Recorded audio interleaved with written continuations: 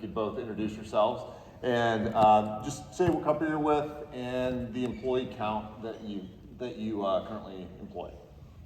Brian Buresh with Buresh Home Solutions, and we currently have 42 full-time employees.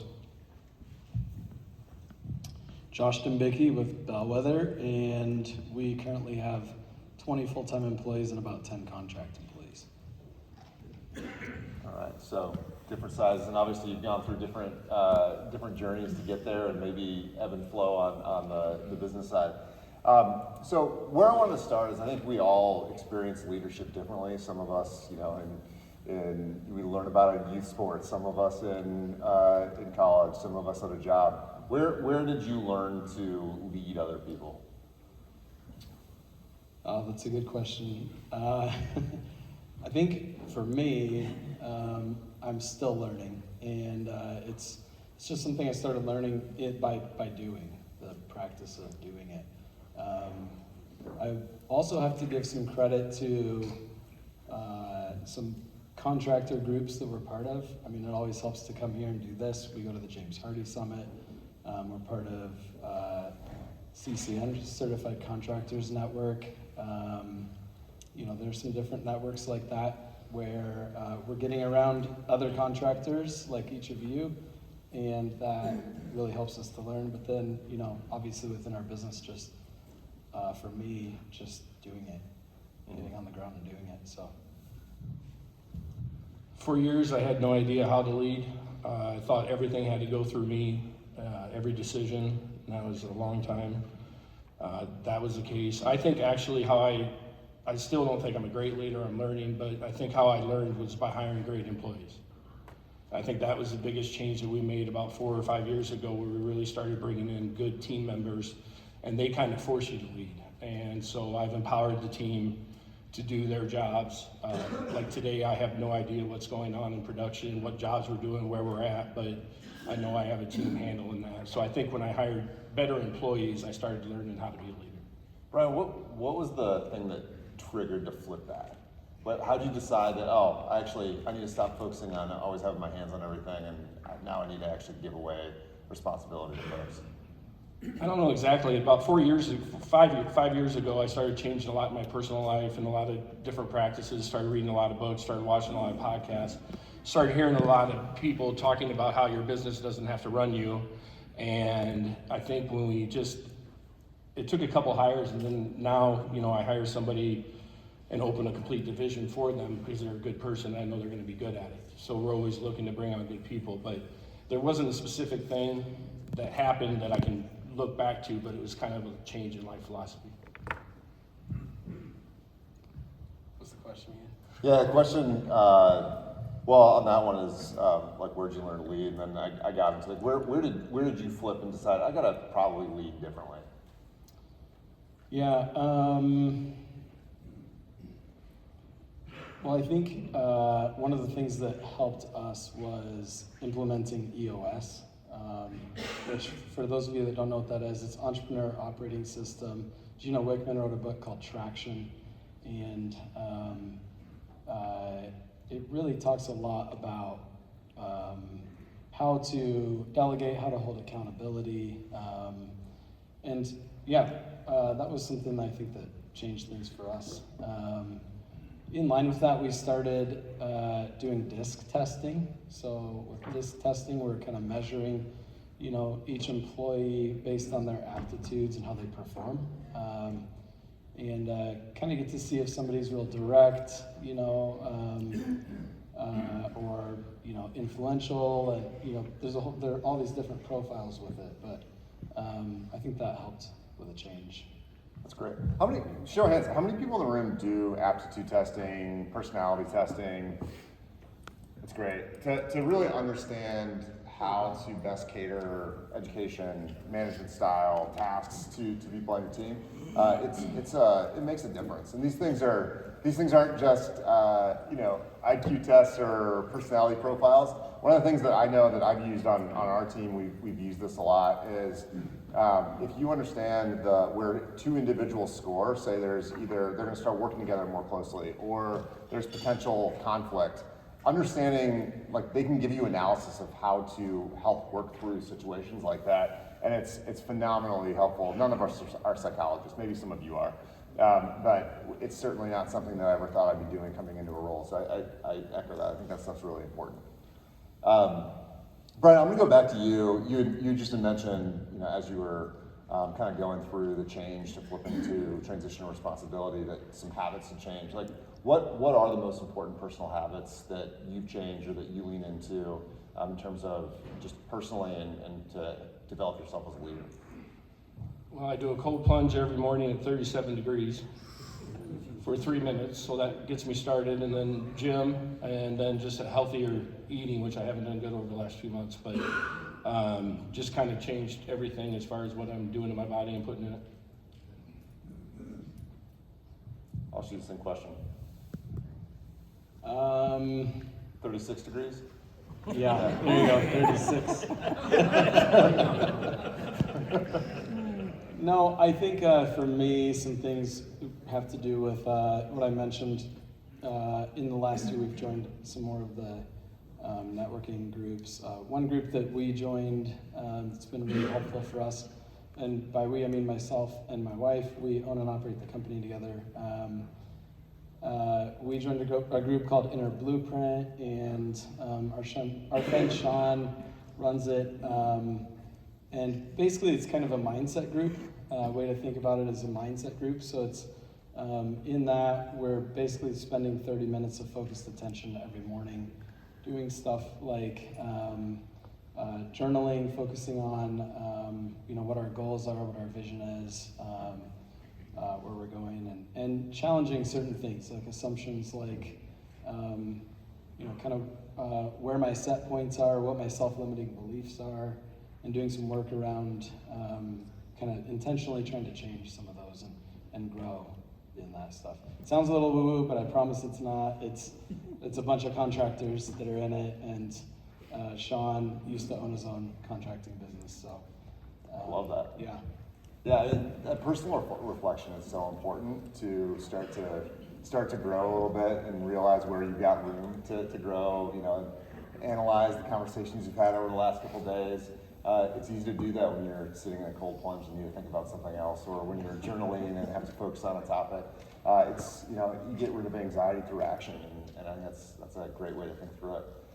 Josh, I have a question for you. You and I sat next to you at dinner last night, and we were just talking about kind of the evolution of your business. The business was a different business. You had changed in ownership. You took on majority ownership. You did a rebranding, and at a certain point, to grow further, you decided there's some culture change that had to happen. Can you just take us through from like where you were to how you made that decision to where you went through that? Sure, yeah. So I started the business in 2017 with a couple of co-owners, and basically we started the company as Colorado Siding Repair, and we grew pretty fast over 5 years. We were doing actually not much siding repair, a lot of siding replacement, and it started becoming a little bit of a misleading name to our customers. We didn't want to be stuck just in Colorado. We didn't really do any siding repair, and we were having more and more homeowners ask us for windows and other products like decks, and so it was like, well, just siding is kind of limiting us. So yeah, we changed our name to Bellwether. And within a year, we had grown so fast, basically from 0 to 12 million and a staff of about 20 people. There was a lot of, kind of chaos. And with that, a fair amount of, kind of toxicity in the culture. So the ultimate problem with it was that on the leadership team, we really didn't have alignment. There wasn't alignment as far as what our values are, what our vision is, where we're going, even our purpose, what we're here to do. So I think I got to a point where it was just really hard for me to go to work. I just hated it. I confronted the two guys. I said, I need to buy this amount of shares from one of you so we can have somebody here who's 51%. We can make decisions better. all of that. And they both just offered for me to buy them out completely. So I went ahead and did that. That was in November of 2022. And the problem is we still, we're struggling with some of that culture, because there were a lot of people who were, pick a leader who they were aligned with. And some of them, not all of them were aligned with me. So, there was a point where Tanisha got together with a colleague of ours and who had gone through some of those challenges, and he was talking about how much turnover he'd been through. She came back and we sat down and talked, and we said, hey, if it takes 100% turnover, obviously we don't want that, but if it takes 100% turnover to change the culture and to get everybody aligned, same team, going in the same direction, are we willing to do that? And we kind of had a come to Jesus moment with each other and said, yeah, I think we are. I think if it takes 100, really hard to say because we had some really talented people on our team. But we said if it takes 100% turnover, if that's what it takes, then we're willing to do that. And we had 20 people. We actually dropped down to 7 people, scaled way back on our revenue. We talk about it in construction terms. We say we tore it down to the studs. And we started building it back. And we only have 2 people on our team now that were with us in 2022. So that was a lot of hard change to make, but we started building back, and over the last year, we've built back up to about a staff of 20 right now.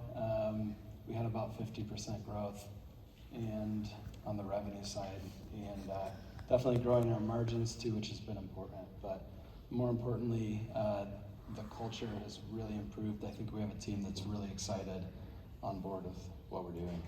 It's awesome. Super courageous to have to do that. That takes some foresight and some risk taking, but you're doing it for the right reasons.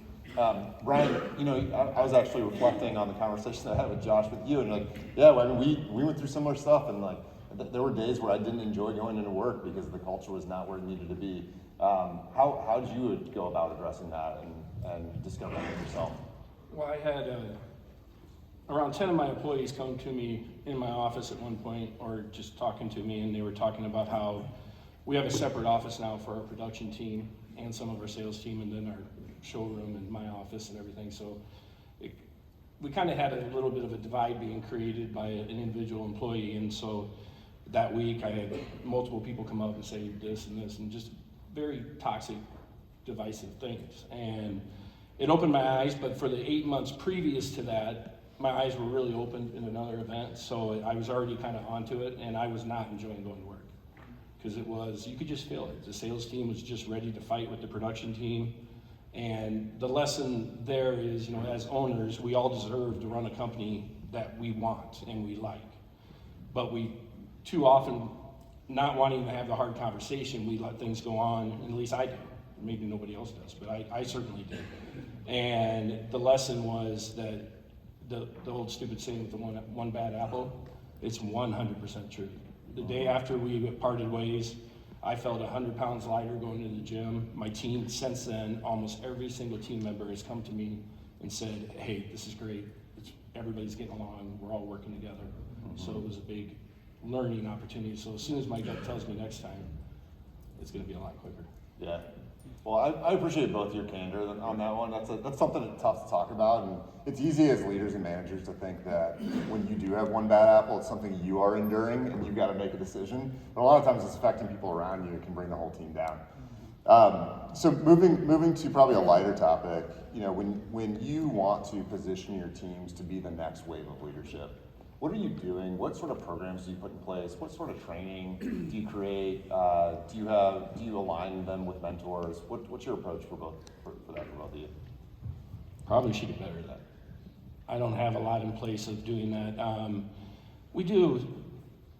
From a training from a customer perspective, we do a monthly continuous improvement meeting with the whole team, and we go through all self-reported mistakes of every team member, and we try to get better and learn from that. So that's some type of training, I guess. But as a formal mentor program, or any type of training like that, that would probably be something I'll have to consider now.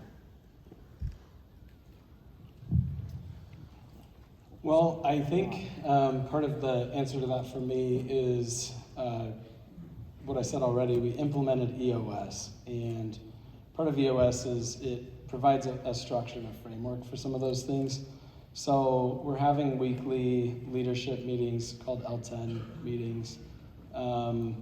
We're having quarterly leadership meetings where we're kind of casting vision for the next quarter and kind of identifying what kind of things we're going to work on as a company.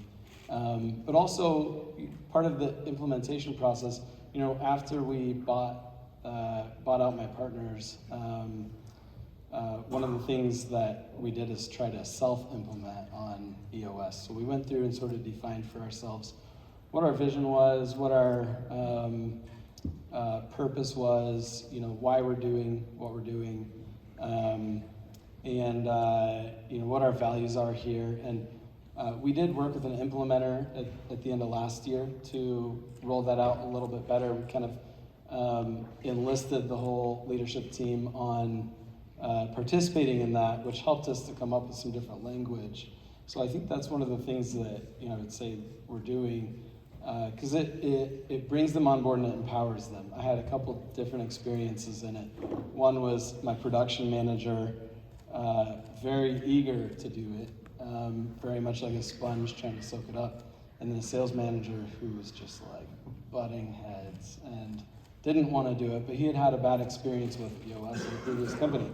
Of course, you know, that other company was self-implementing, and I guess the wife of the owner who didn't work in the business was coming in and trying to do the implementation and challenging people and creating just a tough experience for people. But as we worked through all of that with them, you know, they both started getting real excited and from different directions and growing. But, you know, something else I guess that we're doing is we've invited them to participate in that mindset group. So what we do with that is anybody who in our company who wants to participate in that, be a part of that. The cost is essentially like $500 a month, and we split it with them. So we pay for half, they pay for half, and they have some skin in the game. So we have a bunch of employees doing that, and I'm really getting a lot of value out of that. And then we also pay for mentoring with a business coach for the leaders. But yeah, that's kind of what we're doing. That's awesome. So last question. This one's a little more fun. I didn't prepare either of you for it, but you both seem like readers. Is there a book, leadership or otherwise, that you would recommend others to read on this topic? Well, I mentioned Traction already. By the way, how many of you implement EOS? Curious on that. It's very, yeah, I've heard from a number of you when we've been out in the field. I've been in a business that did it too. It doesn't work when it doesn't get implemented right. Yeah. And it works extremely well when it gets implemented the right way and followed the right way. That's right. Yeah, I would agree with that. So probably the easier book related to that to pick up is, before diving in, is a book called What the Heck is EOS? So that's the one to grab. But the other one I would say is kind of a good one that pairs with it is Who Not How by Dan Sullivan. So, and that's a great one for, I guess just understanding you don't always have to know how to do, you know, every process in your business. You just need to find the who that does know how, and that can know how, can go out and do that. So You can't say your own book, Brian. So last year I said Dan Martell's Buy Back Your Time. That's still one I would recommend. And somebody had bought it and read it, they said. So, but the next one would be Jocko's, oh my gosh, now I'm losing track. Extreme Ownership. Most of my team has read that, or a good group of them. That's a really good book to kind of, I think in our industry, again, this is my experience, but there's a lot of people that like to pass the buck. You know, we have subcontractors where a window's measured wrong and they blame Pella for some reason when it wasn't Pella's fault. And I'm like, no, it's our fault. Let's just tell them it's our fault and stuff like that. But I think the extreme ownership really provides a message of everybody taking accountability for what they're supposed to be responsible for and not passing the buck. Love that. All right, well, I'm gonna change it over to table topics for discussion amongst the group. Thank you both for coming up here, appreciate it. Give them a round of applause.